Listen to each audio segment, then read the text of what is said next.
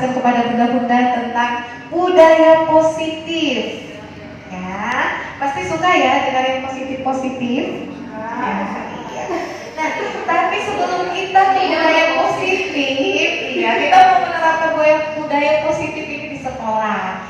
Jadi, bagaimana bisa menerapkannya? Kita dulu ya di sini ya bunda-bunda.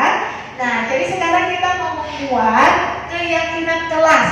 Nah, tahu keyakinan kelas? Sudah pernah sebelumnya membuat keyakinan kelas?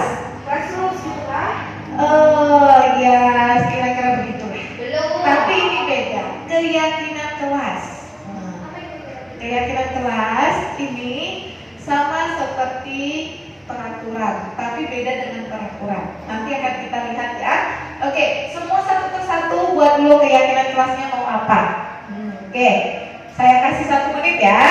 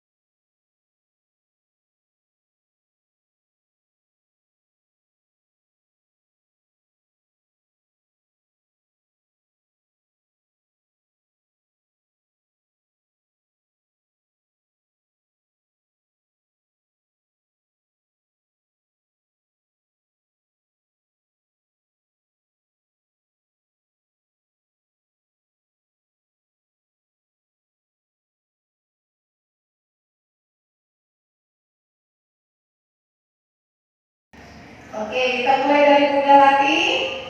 Apa keyakinan kelasnya? Keyakinan kelasnya mendengarkan guru ketika berbicara.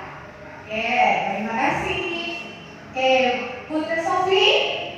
Tidak boleh mengobrol bersama teman sekolah saat gurunya menjelaskan. Bagus sekali. Setuju ya? Yang lain nggak setuju ya? Oke. Bunda Mika? Jika ingin menyampaikan pendapat atau berbicara, maka dengan guru. Bagus sekali ya Kak Tanan ya. Kalau Bunda Silvi? Saling menghargai satu dengan lainnya. Iya, saling menghargai ya. Bagus sekali. Ya, kalau Bunda Reni? Saya belum ada bayangan Bunda. Keyakinan masuk kayak masuk Bunda. Oh iya, bisa seperti menjaga kebersihan, atau merawat tanaman.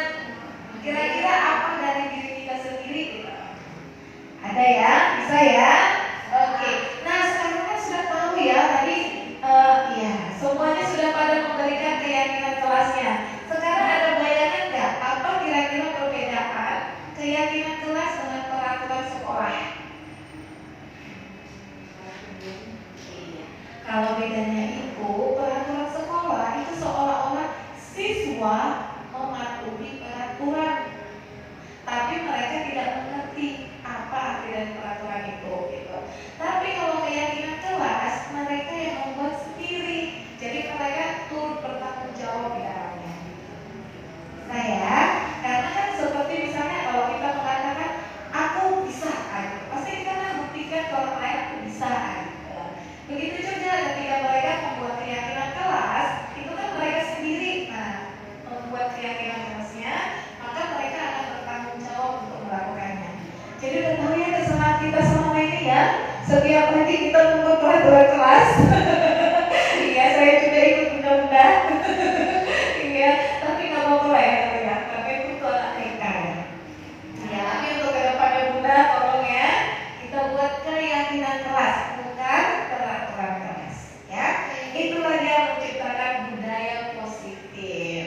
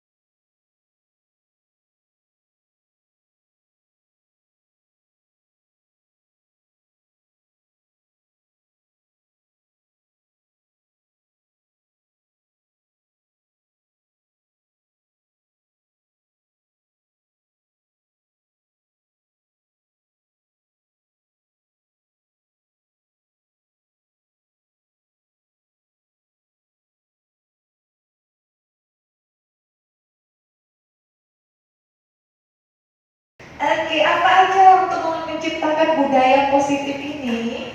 Jadi kita semua pengajar di sini, bunda-bunda, guru-guru, kepala sekolah harus memahami dulu apa itu disiplin positif, kebutuhan dasar manusia, teori kontrol, keyakinan kelas seperti yang tadi pembukaan tadi kan? Nah, kita sudah buat ya, dan segitiga restitusi. Oke, disiplin positif. Nah,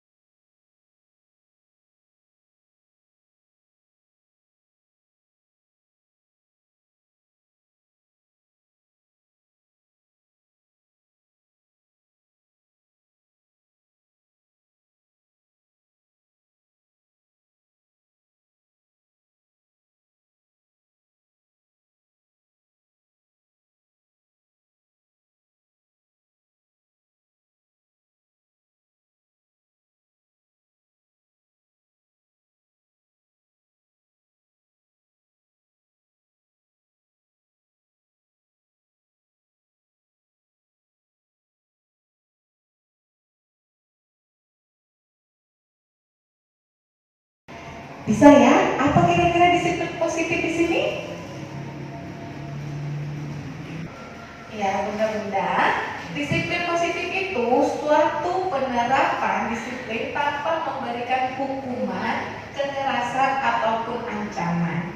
Ya, di mana disiplin positif ini selaras dengan pemikiran Bapak Ki Hajar Dewantara, yaitu pendidikan itu menuntun murid sesuai dengan kodratnya. Tahu kan apa kodrat anak murid kita?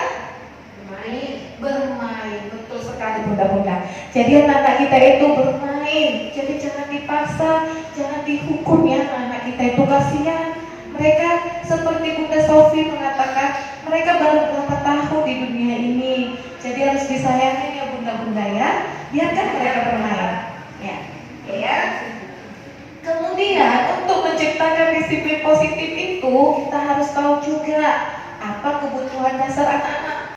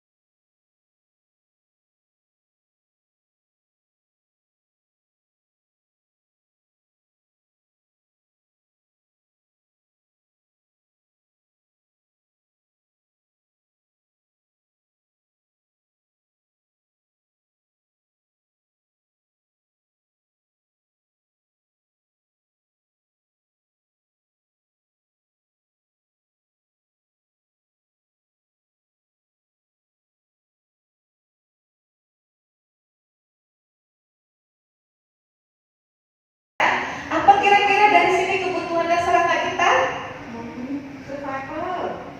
Survival.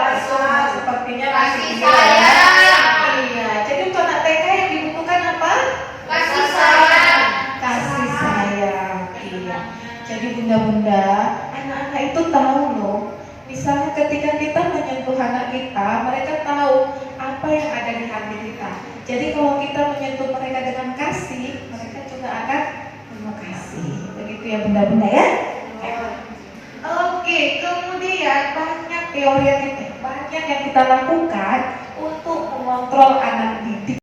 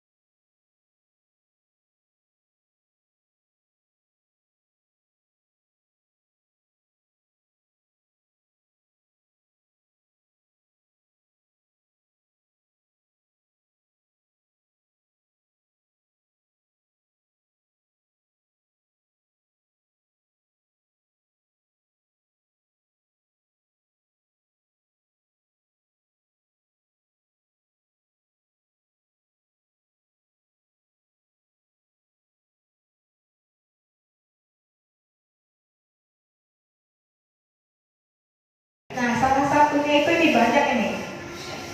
Kira-kira apa aja bunda-bunda? Tolong ya dipahami sendiri dan kira-kira oh saya sudah melakukan ini gitu.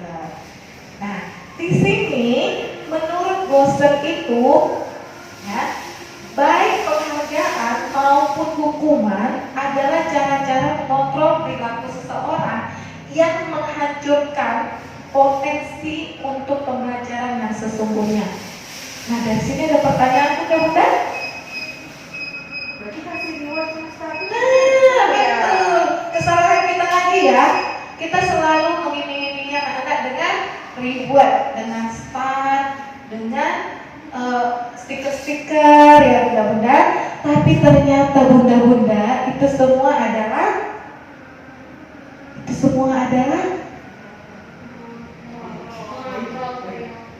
menghancurkan potensi anak didik. Kenapa? Karena ketika kita memberikan reward kepada anak didik, misalnya 5 tambah 5, ayo siapa yang bisa nanti saya kasih stiker, nah, misalnya gitu kan. Nah di situ anak didik itu mereka tidak memahami, mereka itu harus belajar supaya bisa, tidak memahami itu. Tapi mereka memahami, aku harus bisa mendapatkan star gitu. Jadi mereka itu hanya memahami ingin mendapatkan star, bukan memahami untuk aku belajar kan aku yang pintar, nah, bukan begitu. Tapi mereka iming-iming gitu, misalnya dengan reward, dengan star, nah itu ya bunda-bunda. Jadi tolong bunda itu dikurangi. Tapi kedepannya apa bunda-bunda?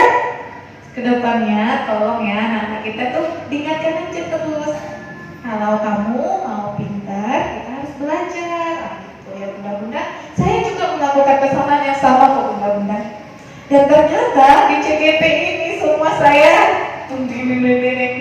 semuanya salah apa yang kita lakukan. Karena sebelumnya saya merasa saya sudah berhasil loh bunda. Kenapa? Ketika anak didik melakukan apa peraturan yang kita buat, misalnya habiskan makanan, anak-anak habiskan makanan, tuh kita merasa berhasil nggak? Berhasil kan? Wih, kan? Ketika misalnya anak-anak bisa penjumlahan hanya dengan star, nah, kita merasa berhasil. Padahal sebenarnya itu salah bunda-bunda. Ya, jadi kedepannya bunda-bunda diingatin aja, tapi bukan maksudnya untuk menghilangkan stiker, bukan juga. Tapi diingatkan selalu anak-anak itu bahwa mereka butuh belajar supaya mereka bisa ke depannya. Bukan gara-gara stikernya ya bunda-bunda. Terima kasih bunda.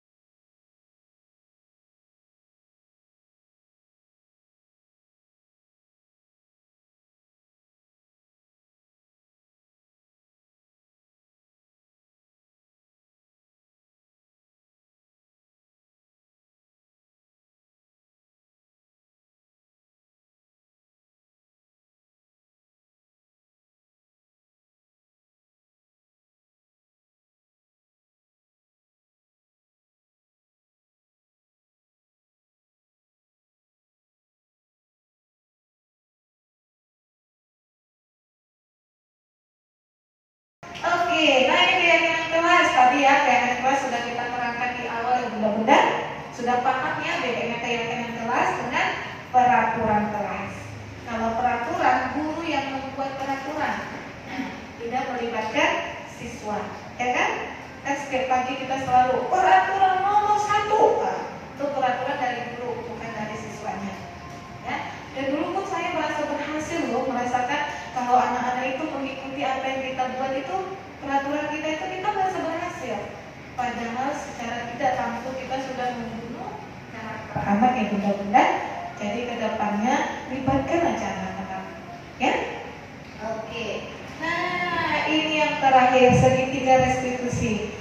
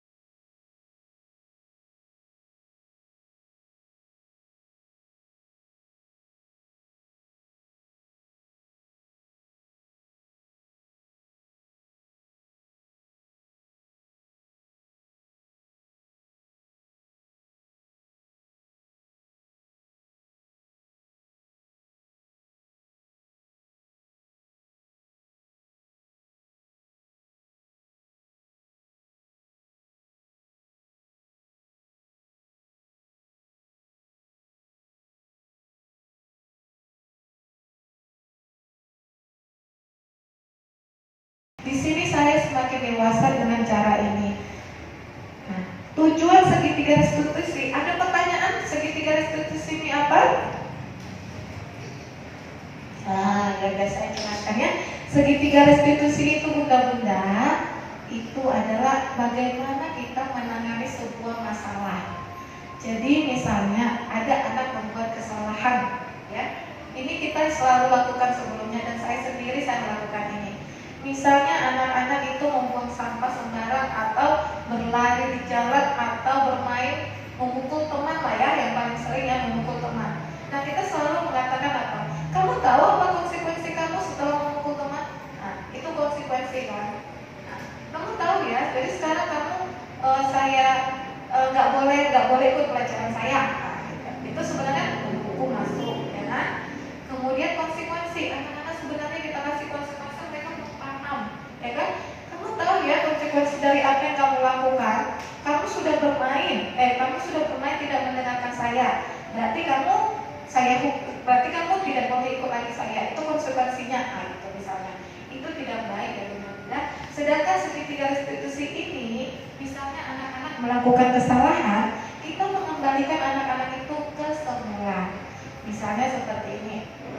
Anak-anak memukul temannya ya, atau mencuri temannya. Joshua, kamu tahu apa yang kamu lakukan?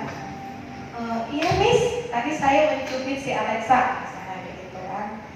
Menurut Joshua itu baik enggak? Pokoknya kita ajak anak untuk berpikir terus. Jadi dia menjawab, bukan kita. Misalnya, menurut Joshua itu baik enggak? Enggak Miss. Kalau begitu, Joshua mau jadi anak baik kan? Mau Miss? Nah, saya gitu. Kalau begitu, minta maaf ya sama Alexanya. Jadi pokoknya dia yang memahami apa yang terjadi. Itu segitiga restitusi ini. Bukan misalnya, Joshua kamu udah salah loh, kamu minta maaf ya. Nah, itu kan gurunya yang mengasih tahu gitu. Tapi kalau di segitiga restitusi ini, kita mengajarkan anak untuk bertanggung jawab dengan apa yang telah dilakukannya. Begitu ya bunda-bunda? Ada pertanyaan bunda-bunda? Jelas Bunda. Jelas ya? Terima kasih bunda-bunda. Terima kasih. Dan terima kasih atas waktunya. Dan